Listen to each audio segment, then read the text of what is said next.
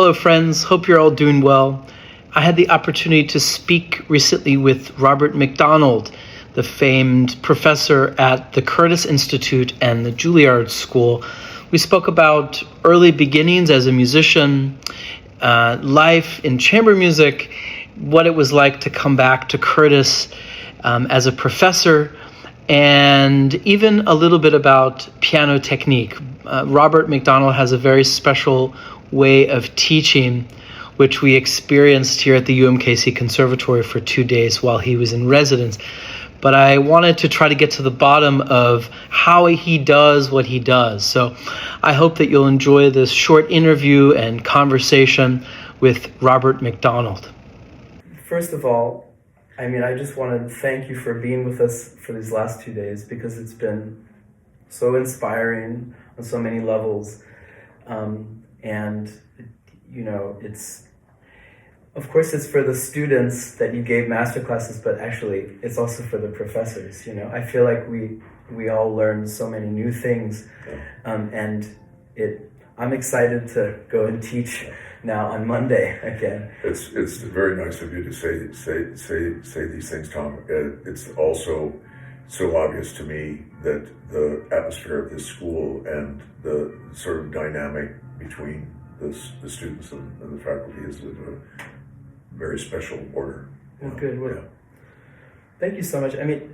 Today I have some questions for you, and you have a long career as a soloist and chamber musician and as a teacher, and I want to get to that. But the first question is, I wonder if you could tell me about your first musical memory that was exciting to you, or maybe like if there was a thunderbolt moment that you can remember as a child or whenever, and how that manifest in your life and what that made you do and made you want to pursue music. Did you have a thing like that? I can't say that there was any particular event. I remember a few incidents, like in my first piano lesson altogether, what was said to me in terms of how I was reading the score, mm-hmm. and the mistake that I had made, and my own sort of certainty that I was right, and having had it explained by the teacher that no, I wasn't. And that still to this day, I don't know why it does, but it resonates in my earliest sense of experience with what learning the instrument was finally all about. Mm-hmm. And it's interesting how there was nothing in the manner of the teacher that was anything less than supportive, mm-hmm. in pointing out this mistake. But I think it's because my own sense of effort to do it right, mm-hmm. wasn't good enough, you know, and it sounds like maybe this is a negative memory, but it wasn't. It was something that sort of told me right from the beginning that, that this was a complex procedure that was ahead, and a little kid doesn't translate it that way. Yeah. But if to this day I remember every second of that lesson when this occurred, mm-hmm. then something, sort of fundamental was being put in place in my mind. Huh. My reaction. Do you remember how old you were when that was? I was 7. You were 7? Yeah, I just started. I had wanted to start the piano a year earlier than that, and I kept asking my parents if it would be possible, but they would say, yes, of course, we'll put this in place, and they didn't.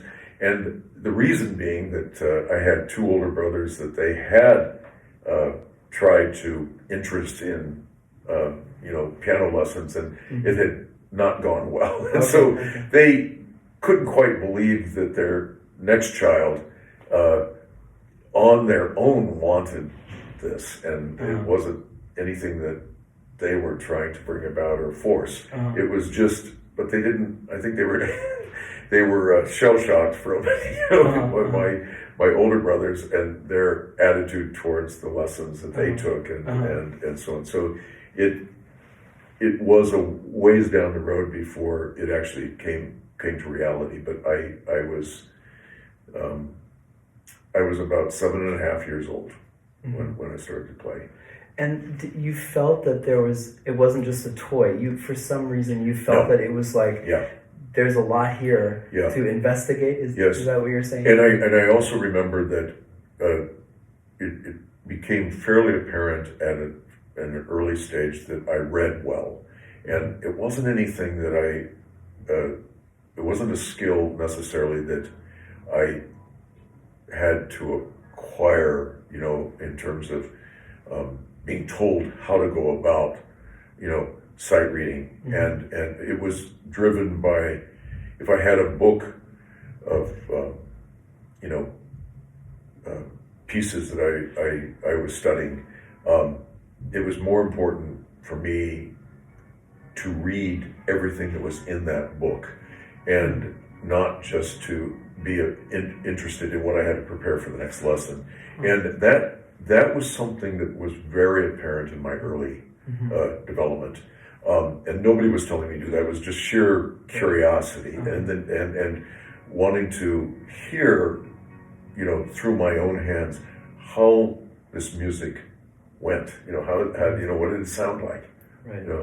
And so I would flounder, my way through a whole book and sit there, coming back from school in the afternoon, and I would practice what my teacher had assigned, but I was even more interested in what she had not assigned me. Huh. Yeah.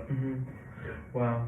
And then what was the next step for you after obviously people realized that something's going on with this child. Was there a teacher, like a next step teacher that took you to the next level after that initial 7-year-old? I would say I was with my, it was the sort of classic case of the piano teacher around the corner. That's who I was studying with. And I could walk to her place by myself, even as a little kid, because, it was a few houses away from where I lived. And she was a good musician. She was a nurse, but that was her profession. And she would teach a handful of youngsters. And she wasn't probably a very advanced pianist herself, but she had good basic training. And at some point she said to me, I think it's time for you to be, moving on. Right. And we lived in a small, community across the river from Omaha, Nebraska. And for one reason or another, the name of the teacher that I eventually worked with through my high school years lived in Omaha. And she had essentially stopped teaching. I was her last student, and she had decided that she was going to retire. But she was somebody who had never left Omaha, Nebraska. And it was years later that I understood that the level of sophistication in terms of the information she was giving me was really of a high order. And in those years, her exposure to pedagogical thought came through itinerant piano teachers were fairly, it was just a fact of the times, you could say. And the person that she was constantly referring to was a man named Maurice Dudamel. I had no idea until later that this guy was actually very famous, and he was a French pianist and pedagogue, and he would come to Omaha and stay for 2 months at a time. He would go to Chicago and stay for 2 months at a time, and then he was back in France, where and he probably did this just in terms of some other communities, but she had a level of awareness or understanding what she was trying to get me interested in, and I was too young to really appreciate it. But obviously it sank in on some level, because even to this day I would think, this is a concept that Mrs. Walsh used to talk about. That was her name, Bernice Walsh. And her husband was a history professor, or maybe it was economy maybe it was, I forget, at Creighton University, which was a Jesuit school in Omaha, and I used to travel once a week on Saturdays by bus over to her neighborhood, and it was fairly far flung for a little kid, you know. But in those days, it was a safer world, I think, than it is now. Amazing. And then if we could kind of go hyperspeed from there to when you were a student at Curtis. It's amazing to me how you came from those humble beginnings through Lawrence University and then to Curtis. I guess like the question is, some of those teachers that I know had a big impact on you. Could you comment on what are some things some positive things that you took away from them as teachers, like your musical identity, if that's fair to say, like how do you think what did they do to you that you still have today? I think while you're going through it, you're not even aware of how it's starting to shape your, it really took, many years passing to begin to understand the certain principles that were instilled in you were simply in the air at the school at the time. So Rudolf Serkin, being the director of the place, I don't think it's far-fetched to say that he really was like a high priest in terms of his own, the reverence he felt towards music and his own set of principles in terms of the role of the performer in the face of these great works. What do you think that is? Like, could you define how is it that you can't speak for him, but what do you think that he would say about those principles? What I was going to mention is that sometimes it really wasn't even what he said, it was in his actions. So, as a director of that school, this guy was constantly on the road. He was one of the most famous pianists of his time. And, but every day that he was in Philadelphia, he was at the student concerts that night. And it had nothing to do whether a pianist was playing on. He was sitting in that audience. I remember one particular program, and this was just typical. There was a contralto singing, there was an organist, and there was a trombonist. And there was Mr. Serkin in the back of the hall listening carefully. And it was always a fairly scary prospect because you never knew when he was going to be in town. And if you were accompanying somebody, maybe it was a Beethoven violin sonata, or it was, I remember playing for a tubist. I remember, it didn't matter what you were doing. You knew that there was a good chance that his highly educated ears were going to be there listening. And that was, on some level, not because of anything in his manner, but it was what he represented. It was, and you were asking about, well, what was transferred and how was it transferred? I'm not sure the how, but this sense of integrity towards the score, the sense of what music was finally all about in the role in our lives. In his view of things, I remember him saying that there's so many people who come to a place like Curtis hoping for a solo career, and he said very few people will have this. But one of the things that he instilled in the culture of the place was this great love of chamber music. And of course that was in his background, and the whole Marlborough thing. But it was also in his early years, he was not known as a soloist. He was the pianist that played in the Bush Trio. And his own career in the United States didn't really take off until he was 40 or 41, maybe he's 42 years old, and Toscanini presented him with the NBC. Beethoven Fourth and the last Mozart Piano Concerto, and there are recordings of it. But this was his trajectory of his career, what came through these avenues. And he instilled in the students' sense of themselves within the institution this strong love of ensemble music, chamber music in particular. And he used to say that people who were going to have careers playing in orchestras, he said it can be, he said it can be a very disheartening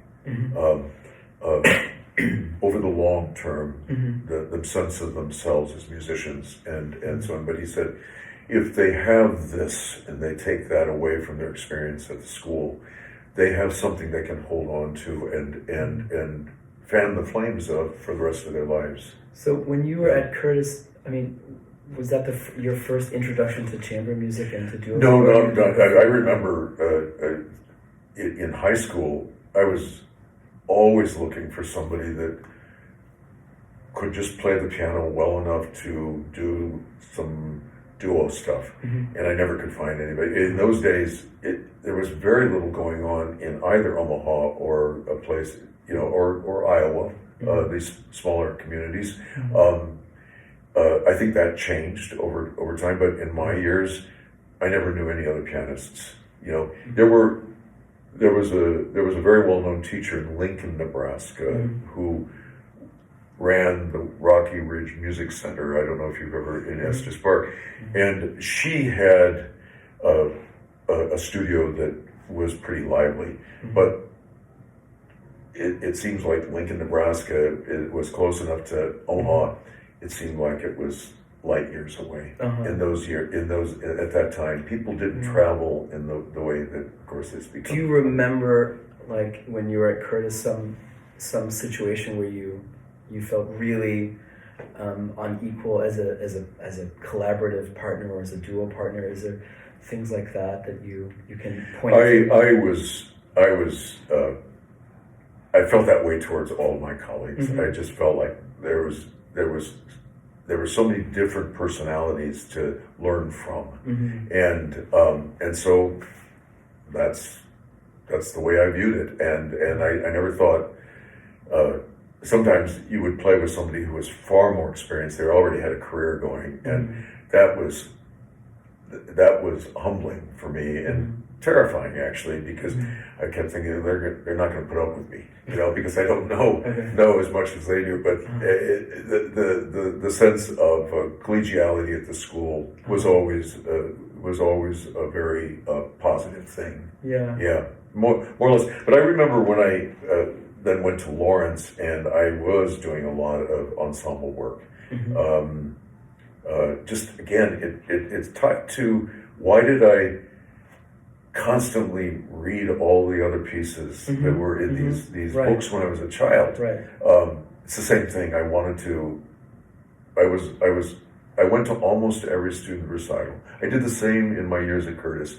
Didn't matter whether I knew anybody in particular that was playing. I just didn't know the music, so I wanted to hear it. Wow. Yeah, that was sort of. I don't know why it was second nature to me, but it was. And when I auditioned, when I was a little bit older, I auditioned, and there were 2 rounds to the audition. And at the end of I got to the second round. And Mr. Sirkin walked over to me after I finished. I played, I think the last thing I played for them was the B minor scherzo. And he thanked me. He just thanked me. He was a very polite guy and formal, very formal. It was the times, but he said, "Do you play chamber music?" And I probably gave him the perfect answer. I don't know why it came out. And he says, "Every chance I get." But it was, I hadn't had much experience, but so the answer to his question was sincere. I just every every moment that I can find somebody to put up with me. You know? Yeah. Such interest, but it's fascinating to trace it back to when you're 7, because even when you were 7, you were constantly trying to find new things, and you were curious and so forth. Well, I think my parents would say, this was years later, and I said, was it ever very evident to you that I wanted to do this? Because there wasn't anything in my family background that was connected to the arts, or, you know, but they said the thing that they do remember is that from age 2 or 3, that if they had just television had just come into our household, because it was a brand new, you know, invention, right. And they said you would be playing with a friend or your brothers or, you know, some game, whatever, and as soon as anyone came on the television that sang or played, and there was a lot of that in those days, because they had a different attitude or idea of the educational possibilities that television provided. And, you know, the NBC network, especially, it was extraordinary what they put on Sunday afternoons a lot of times. You know, it's kind of unimaginable now that there was this kind of forward-looking, because they wanted to use television as a way of educating the masses. Sure. I saw, and I didn't understand what I was seeing, but I probably was no more than 7 or 8, but I remember Peleas and Melis on one Sunday afternoon. Of all things, right. There was Cavalleria Rusca. I mean, I'm just trying to remember, there was Stravinsky, The Flood. I mean, and I remember thinking, I can't understand how anybody can understand this Stravinsky, you know, and here it was on for mass consumption. Wow. And this was what NBC, especially the people that were in charge, I forget, it's a famous, you know, CEO, I forget his name, but he was part of a group of people who really saw television. But anyway, my parents would say you would drop everything and you would just like be fixated. And that's all they do.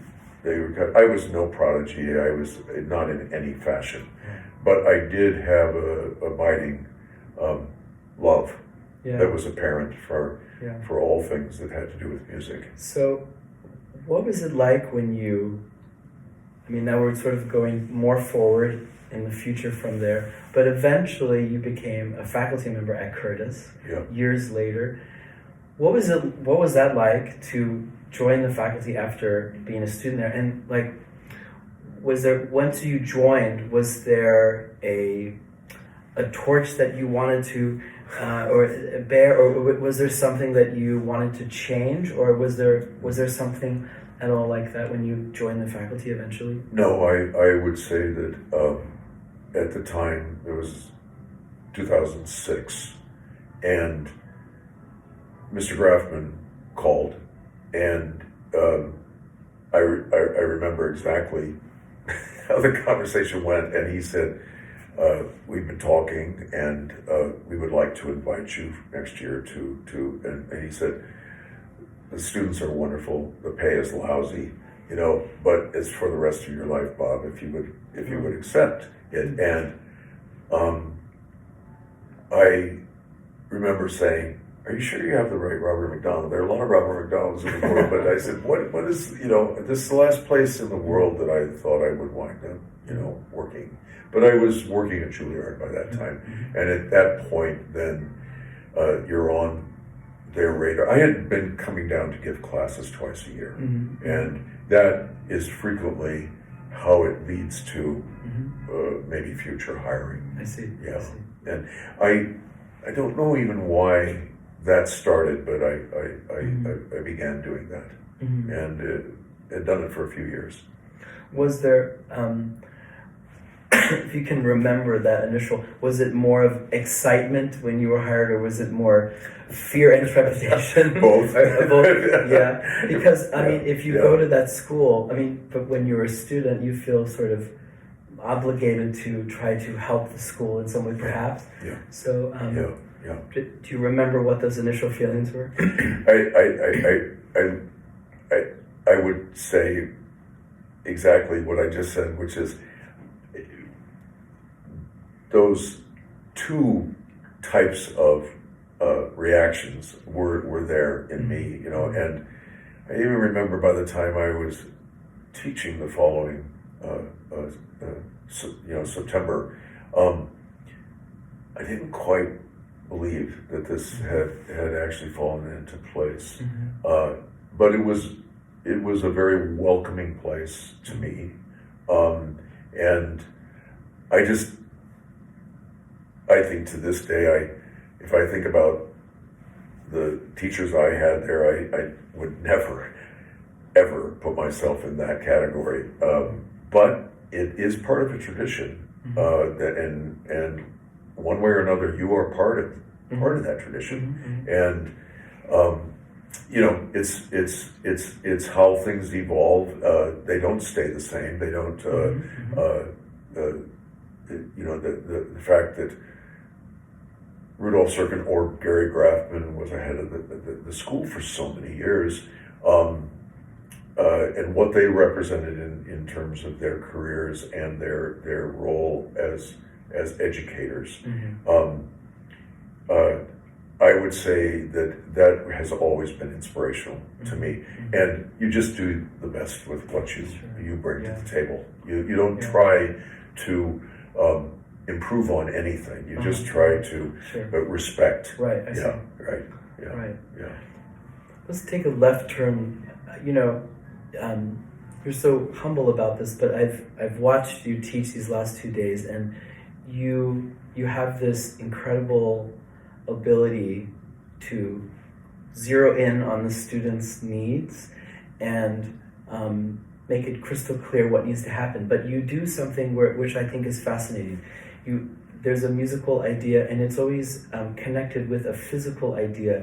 You always come back to the idea of balance, which is a word that you use a lot, which is wonderful. And of course, it changes the student's sound and how they feel and so on and so forth.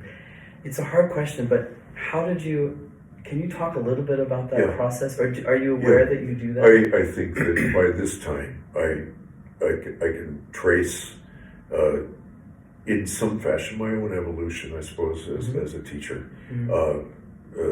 And I would say, and I think a lot of teachers would mention something similar, that you are basically, hopefully, learning how to teach others through your own problems in I don't mean that in terms of anything neurotic, right?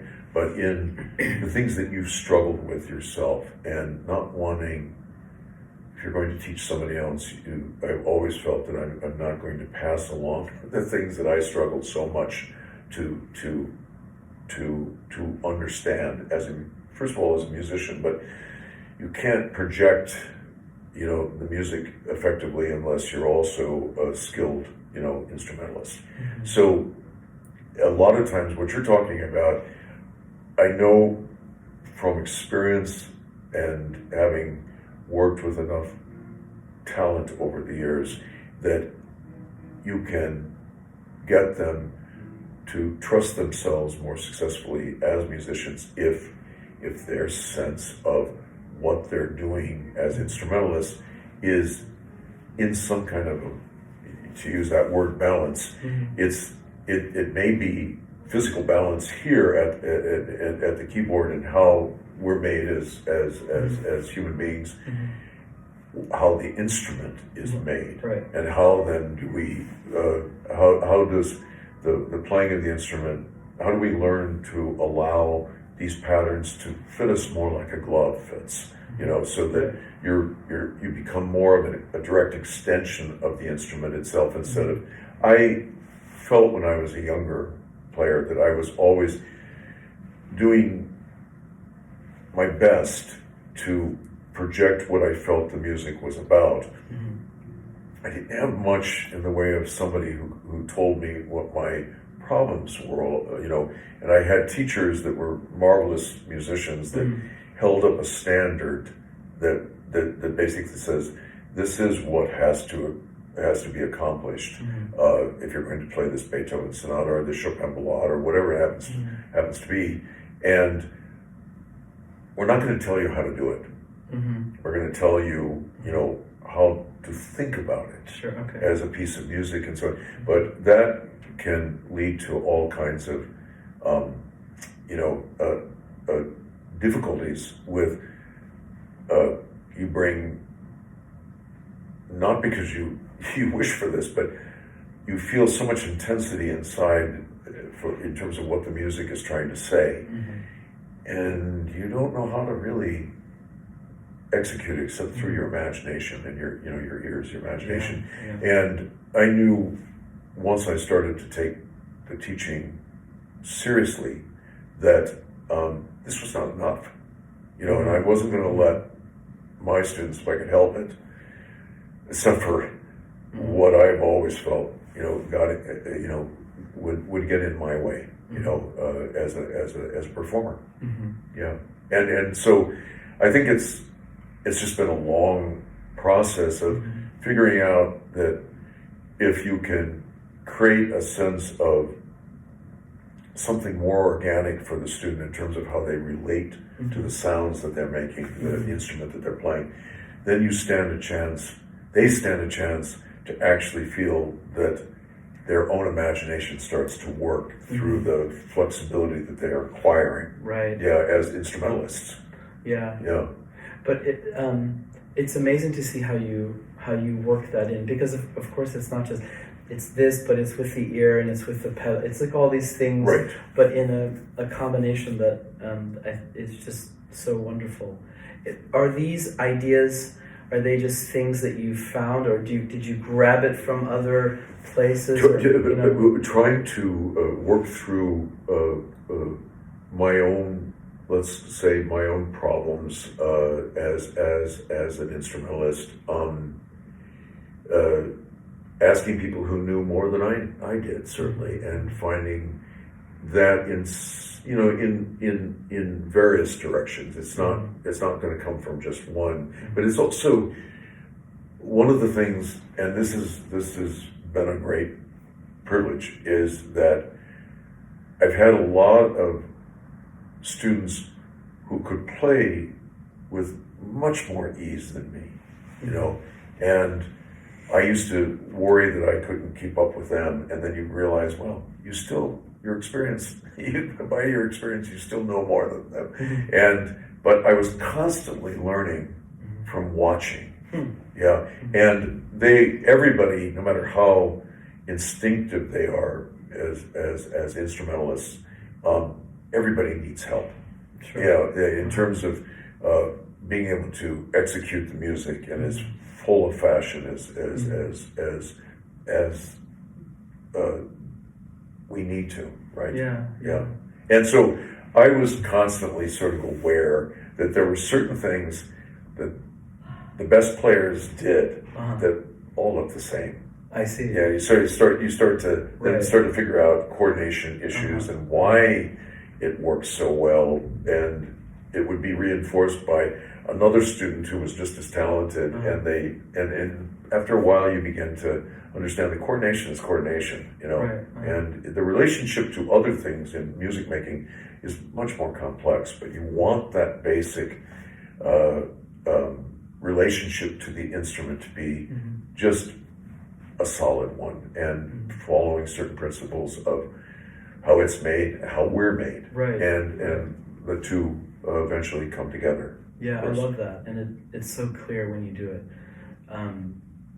Last question, and this is a sort of philosophical question, but where do you think that this art form is going? You deal with, some of the most talented students in the country, for sure. Well, not just the country, but in the world. They're coming to study with you, and they're hoping for a future in classical music. Where do you think? Where might it go in 20 years? Where do you think things are headed? I've thought about that and worried about it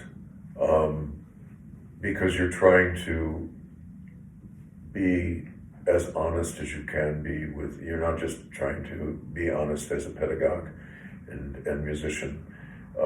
You are also trying to be honest with what the possibilities are in terms of somebody who wants to enter the profession as much as you wanted to enter it. A better way of putting it is they need to enter the profession, and just as much as all of us needed to do so. And so here we are. I don't know what that answer is. I heard somebody give a pretty good overview recently in a discussion about this exact issue, and their sense is that the possibilities and the what is available in terms of a professional life, that just as much is out there. It's just that it's in different places than it used to be when we were, entering the profession. You're much younger, but even I could say you had a similar probably experience to what I had. Yeah. I don't know when, from your standpoint, you would say it started to change. I would say the last 10 years for sure. And I think that when this person made that comment, I thought, I guess that is the only positive way to look at this. The rules of the game seem to be changing daily, and a lot of it is how fast the world is moving, and a lot of that is coming from the predominating influence of social media in our lives, and it's an overwhelming amount of information that is passing, in front of us on a daily basis, and it's a little bit like the river that we have all been in as human beings, and it's always been an apt, I think, analogy. The river is just moving so fast now, and and that part of it is something I don't understand. I'll just be honest. Yeah. So what do? I hold on to my love for this repertoire, and I try to pass that on or fan what is already there in the students that you're working with. These last 2 days, working with these kids at school, at your school here, it's just written all over them, and the reason they're here and the reason it's the same. It doesn't matter whether it's here in Kansas City or in New York City or Philadelphia or wherever. It's what we probably would say doesn't seem to go away. And we watch students coming from the most unlikely backgrounds that have decided that they're going to give their all, regardless of their innate skill, but their love is so strong, about wanting to do this as and needing to do it as central to a happy existence. So I think that business of how, when you get to the end of the day, you still have to earn a living, and how are you going to do this? I know this is a bit of a cop-out, but when I was their age, people were saying the exact same thing to me. Is that right? So, yeah, it was always there in hanging in the air, and I knew that I didn't have a choice. I either would be miserable doing something that maybe earned me a more solid, sense of a living, or whatever, doctor, lawyer, whatever you would choose, or I stay true to what is central to my personality and the need to, on a hourly basis in my life embrace the idea of classical music and what it represents to us on a spiritual level. Really is what it comes down to, and that sort of that was the deciding factor. I'm assuming that it remains and it always will be the deciding factor. And there will be some people will realize a career in a way that they dream, but most of us won't have that privilege. I can't on any level be anything but deeply grateful for coming to this time of my life and finding myself in a particular role as a teacher. I would never have imagined this when I was young. And if somebody says, how did you get to where you are now? And I said, there is always a step-by-step process, but it's basically you do the best you can with what is presented to you, what's in front of you. And you never, as best you're able, you never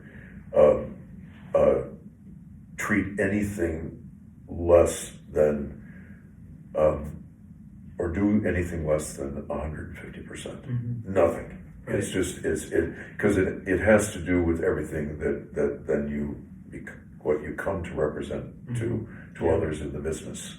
Right. Yeah. Right. Yeah. I'm not saying anything very intelligent here, I'm afraid. Yes, you are. Well, it's wonderful, and a lot of important things to think about, and so on and so forth. So I just want to thank you again for this conversation. It's a pleasure, Tom. And for really. all of these Seriously. insights. And yes, thank you so much.